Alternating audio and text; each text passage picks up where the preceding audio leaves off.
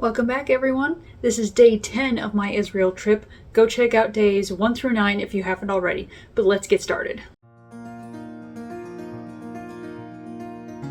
Unfortunately, we did not have the bus all day today because it was at the mechanics, but it worked out perfectly because we had everything in the old city scheduled for today, so we didn't really need the bus. First stop was the Gallicantu. It's partway between our hotel and the old city.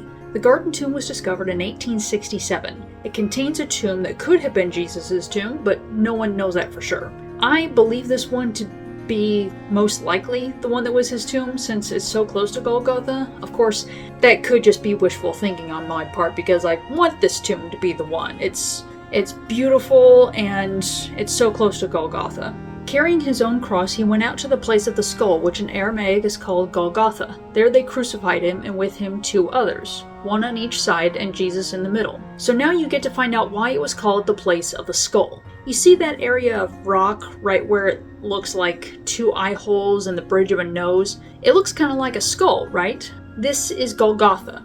And with that street going by at the bottom of the picture, means Jesus was most likely crucified right there in an empty area to the right of the skull. Those 2 recesses in the rock are the same eye holes. This is Golgotha, which means Jesus was crucified just beyond that bus terminal below. After the Sabbath at dawn on the first day of the week, Mary Magdalene and the other Mary went to look at the tomb. There was a violent earthquake, for an angel of the Lord came down from heaven and going to the tomb, rolled back the stone and sat on it. His appearance was like lightning, and his clothes were white as snow. The guards were so afraid of him that they shook and became like dead men. The women found the stone rolled away from the tomb, but when they entered, they did not find the body of the Lord Jesus. While they were wondering about this, suddenly 2 men in clothes that gleamed like lightning stood beside them. In their fright, the women bowed down with their faces to the ground. But the men said to them, "Why do you look for the living among the dead? He is not here, he has risen. Remember how he told you while he was still with you in Galilee. The Son of Man must be delivered over to the hands of sinners, be crucified, and on the 3rd day be raised again." Then they remembered his words. When they came back from the tomb, they told all these things to the 11 and to all the others. It was Mary Magdalene, Joanna, Mary the mother of James, and the others with them who told this to the apostles. But they did not believe the women, because their words seemed to them like nonsense. Peter, however, got up and ran to the tomb. Bending over, he saw the strips of linen lying by themselves, and he went away wondering to himself what had happened. Archaeologists have dated the tomb from the 9th to 7th century BC, and I believe it could have most likely been Jesus' tomb due to its proximity to Golgotha, but it's built into the same hill that the skull is on. But as it's been pointed out, the tomb Jesus was placed in was a newer tomb, and this one could have been 7 to 9 centuries old by the time Jesus died. We then left the Gallicantu and headed for the Damascus Gate once again to go into the old city.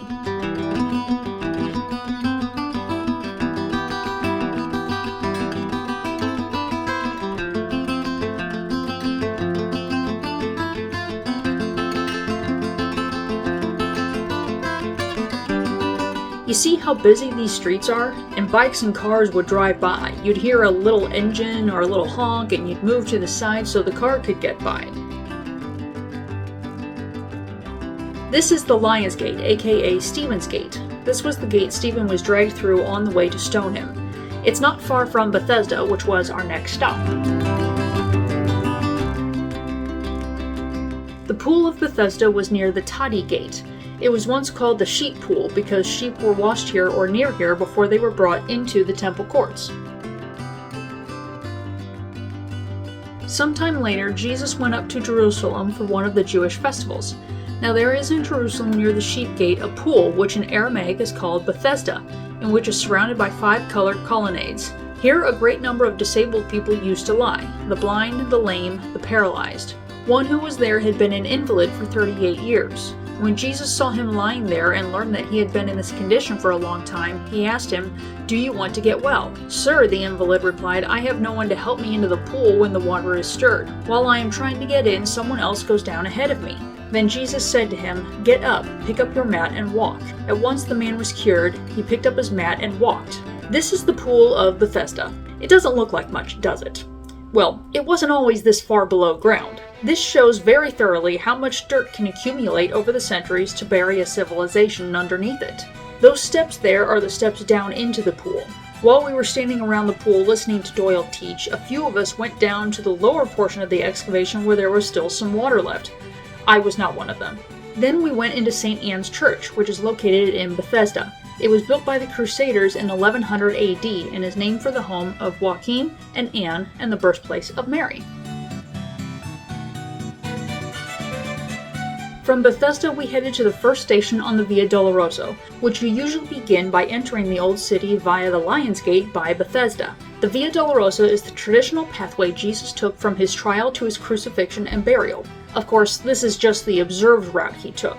Considering his trial took place in Herod's palace, which is at the Tower of David, and he was crucified at Golgotha, this doesn't line up with the Via Dolorosa. Again, I mean no offense to anyone's belief, this is just what I believe to be the truth as a Christian. Station 1 is the location of Jesus' trial and condemnation. Meanwhile, Jesus stood before the governor, and the governor asked him, "Are you the king of the Jews?" "You have said so," Jesus replied. When he was accused by the chief priests and the elders, he gave no answer. Then Pilate asked him, "Don't you hear the testimony they are bringing against you?" But Jesus made no reply, not even a single charge, to the great amazement of the governor. Now it was the governor's custom at the festival to release a prisoner chosen by the crowd. At that time they had a well-known prisoner whose name was Jesus Barabbas. So when the crowd had gathered, Pilate asked them, "Which one do you want me to release to you, Barabbas or Jesus, who was called the Messiah?"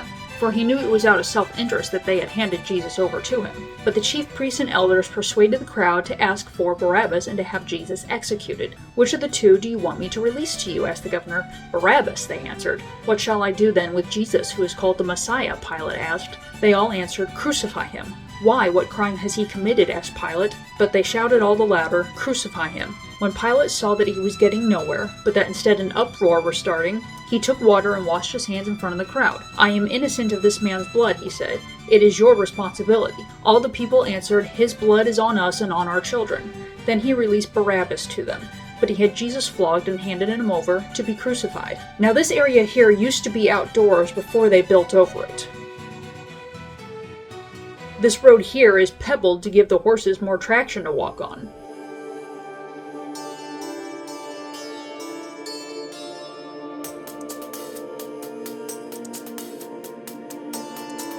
Station 2 is the location of where Jesus took up the cross. Finally, Pilate handed him over to be crucified, so the soldiers took charge of Jesus. Carrying his own cross, he went out to the place of the skull, which in Aramaic is called Golgotha. The Church of the Flagellation is where Roman soldiers flogged Jesus and placed a crown of thorns on his head following the pronouncement of his sentence.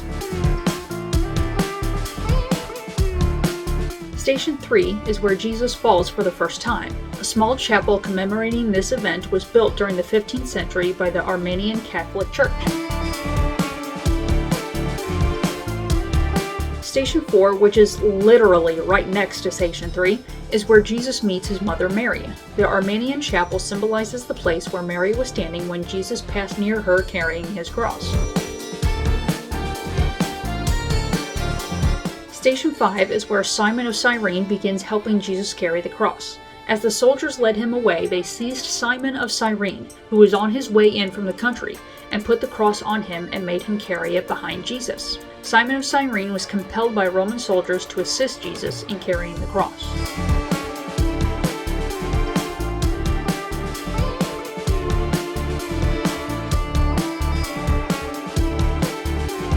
Station 6 is where a woman wiped Jesus' face. The woman's house stands beside the Via Dolorosa, and it was from this house that she emerged to welcome Jesus and wipe the sweat off his brow.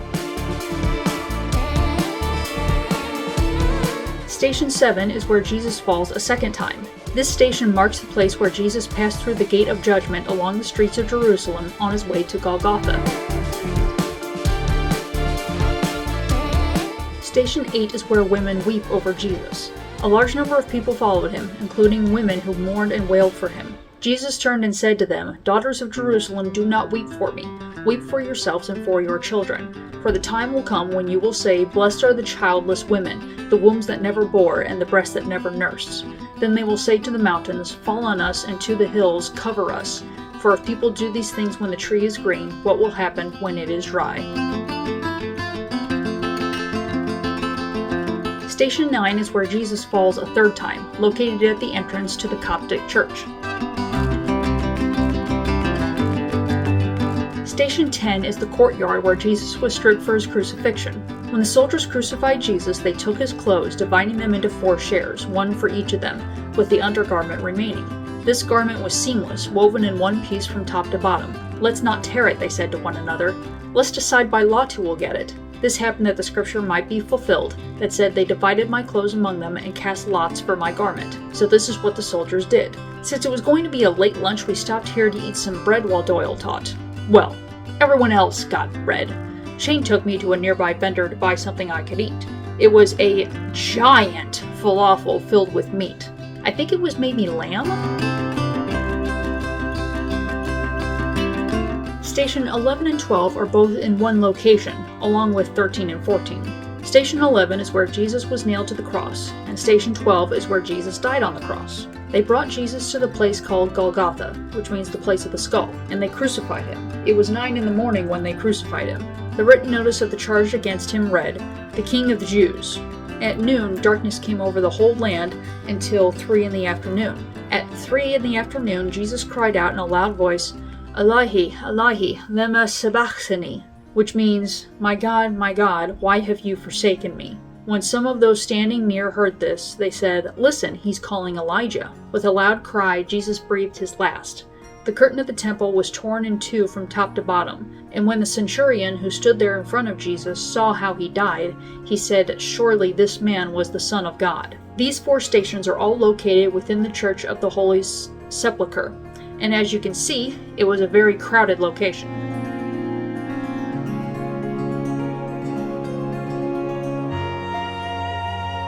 Station 13 is where Jesus was prepared for burial. Later, Joseph of Arimathea asked Pilate for the body of Jesus. Now Joseph was a disciple of Jesus, but secretly because he feared the Jewish leaders. With Pilate's permission, he came and took the body away.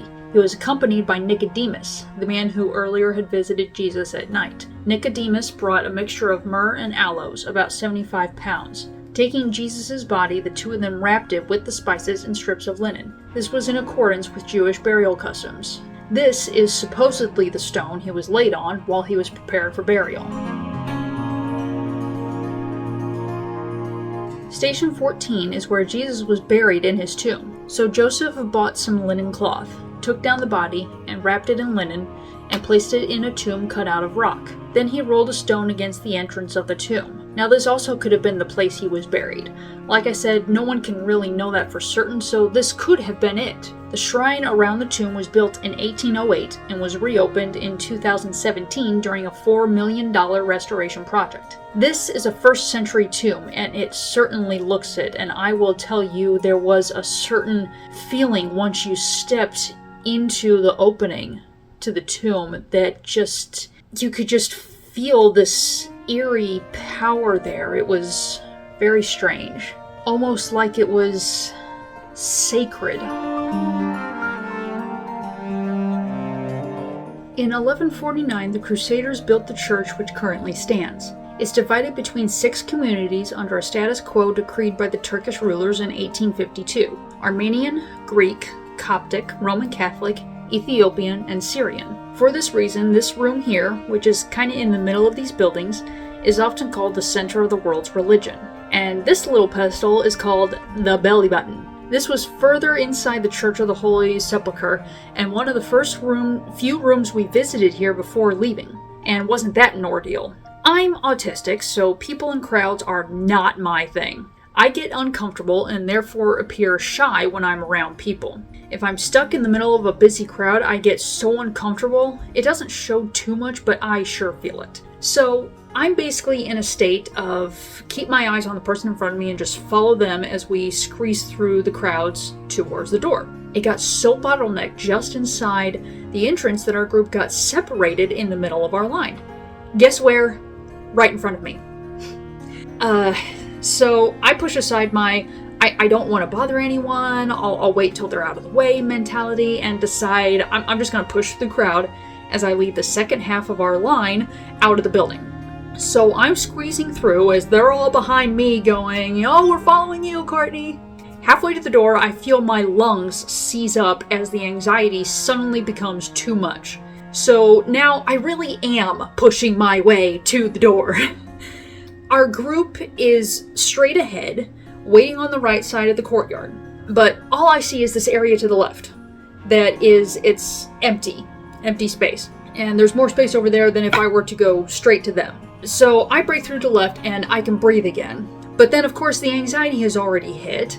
So it's already hit its breaking point, so my lungs freeze up. So I start shaking and crying. I know from prior experience that my mind just needs to release these emotions or they'll just sit there and fester for who knows how long. So I just let myself cry as I just breathe and ride the wave. Pretty soon I'm all better. So we then stopped for lunch. Not that I was remotely hungry anymore because of that giant falafel I had not a half hour ago, which I couldn't finish inside the church, so I'm literally eating the last of it as we sit down to eat. We ate at a shawarma shop in the market. That felt kind of cool, eating along the market street like that. I fed a cat some meat and it dropped the first piece I gave it in a little pile of cigarettes and didn't like the smell when I tried sniffing at it. So he looked up at me and meowed so pitifully. I'm like, "Hey, that's your own fault." We then headed to the southern side of the old city towards the Jaffa Gate. The name refers to Abraham. Now this little archway here is the original Jaffa Gate, but they broke the wall open here so they could put a driving road in. This is the Tower of David. It was named this because they thought it was David's palace. It wasn't. It was Herod's palace. But then the name stuck, so this is still called the Tower of David. We'll get to go there in a few days. We then walked further along the old city walls towards the Zion Gate.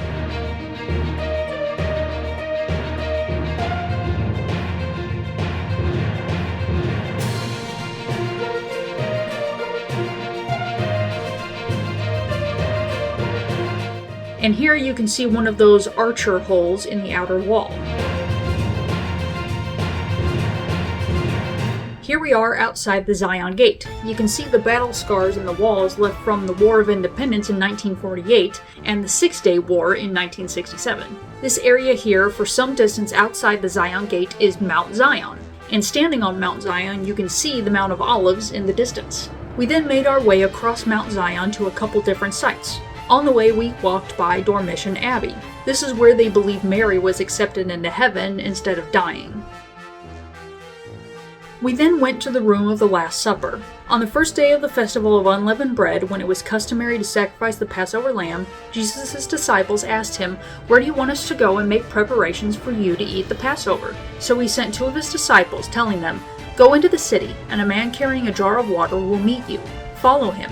Say to the owner of the house he enters, 'The teacher asks, where is my guest room, where I may eat the Passover with my disciples?' He will show you a large room upstairs, furnished and ready. Make preparations for us there." The disciples left, went into the city, and found things just as Jesus had told them, so they prepared the Passover. When evening came, Jesus arrived with the 12. While they were reclining at the table eating, he said, "Truly I tell you, one of you will betray me, one who is eating with me." They were saddened, and one by one they said to him, "Surely you don't mean me." "It is one of the 12, he replied, "one who dips bread into the bowl with me. The Son of Man will go just as it is written about him. But woe to that man who betrays the Son of Man. It would be better for him if he had not been born."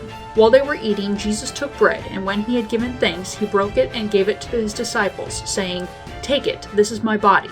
Then he took a cup, and when he had given thanks, he gave it to them, and they all drank from it. "This is the blood of the covenant, which is poured out for many," he said to them. "Truly I tell you, I will not drink again from the fruit of the vine until that day when I drink it new in the kingdom of God." Now this isn't where they're saying the Last Supper happened, this is just where they're observing this event.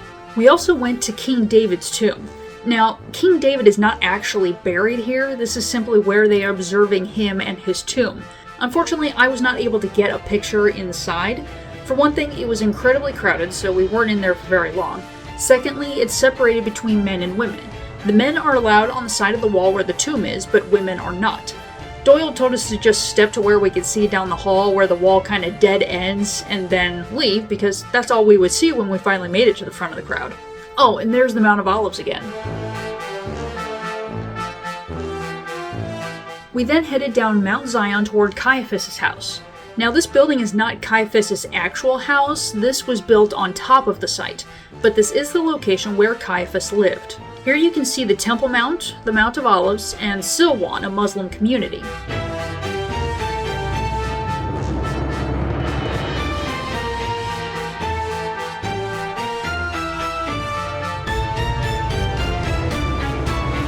And here is the Hinnom Valley, which forms the western boundary of the Western Hill.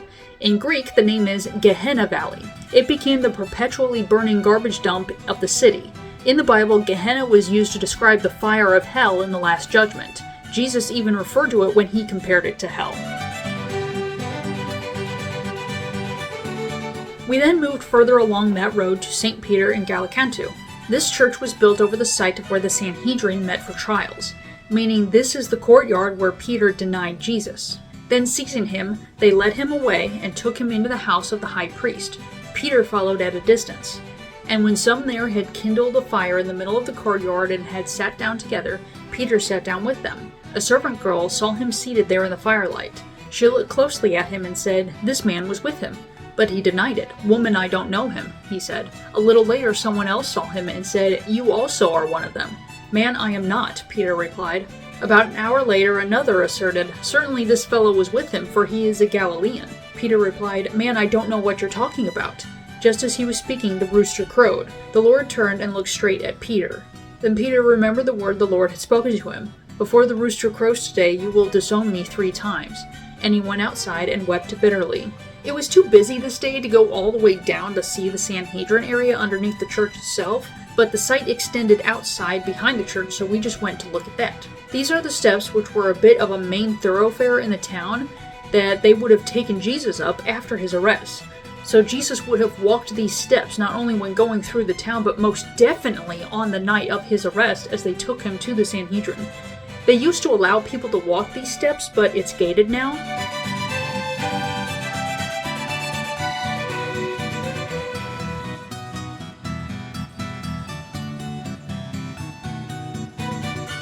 That's okay though, because by standing outside the gate at the bottom of the stairs, I'm still standing in the footsteps of Jesus.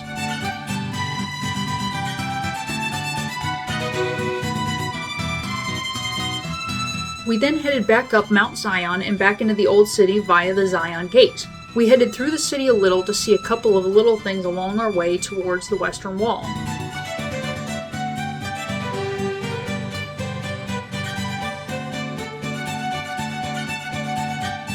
This is the Roman Cardo. This was a major market street. It was built upon excavations from the Roman Cardo Maximus marketplace that Emperor Hadrian had built starting in 135. This was something special. This is Udi. Doyle had bought a few paintings and prints from him on several trips he'd taken here in the past. Doyle went in to talk with him for a while, catch up, you know. Next thing we know, Doyle comes out and says Udi is giving each one of our group a free print. A lot of us got our free gift and then bought another print or two. They were really good. You'll get to see some later when I show you guys my souvenirs. And the final bathroom story of the trip. So we'd been walking along when I feel a drip on my head. I wore a brimmed hat the whole trip so that I wouldn't have to put sunscreen on my face and my neck every day. I look up at the archway we walked under. I think nothing of it. Just some water that dripped down. Several minutes later, I head into a bathroom with some of the others. I turn my little backpack around so I'm wearing it on my front and therefore don't have to take time getting it off of me. That's when I spot the white smear on the back of it. I then take the hat off and I see that same white smear right where I'd felt that drip. A bird had pooped on me. Luckily, one of the ladies had some wet wipes, so we scrubbed the hat and backpack. We then headed further into the Jewish quarter, heading for the Roman Broad Wall. Discovered in the 1970s, the 23-foot-thick foundation of a city wall from the Old Testament time period of King Hezekiah was built in 701 BC to protect the city from the coming Assyrian invasion. We're wearing those headsets, and I'm in the back half of the group when I suddenly hear Doyle say, "Oh no, they covered it up! They're painting!" I'm thinking, why would they paint an excavated site? Like, that doesn't make sense. What are you doing? I get up there and I see this. They were painting the other walls and had covered up the broad wall to prevent getting paint on it. We came by another day to see if they had finished, but it was still covered up the entire trip that we were there. But I went on TripAdvisor and I found you guys a photo of what it's supposed to look like. Ta-da!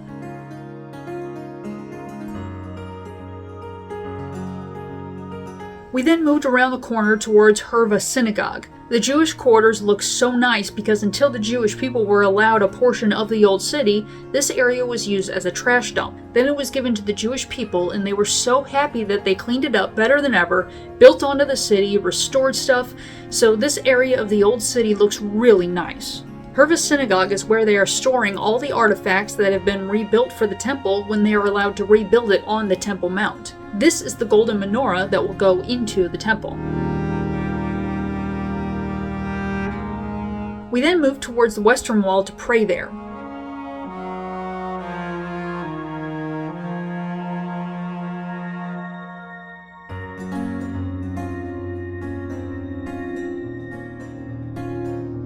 The area in front of the western wall is segregated, and the women's side is much more crowded than the men's side.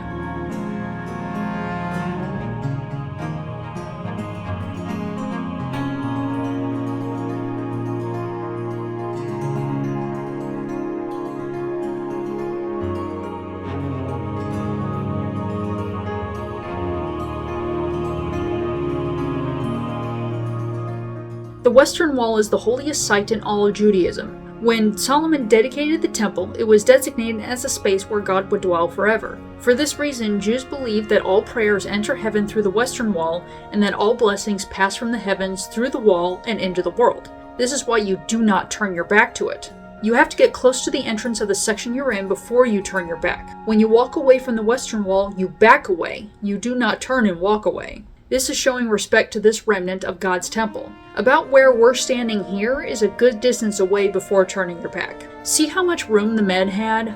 I'm jealous.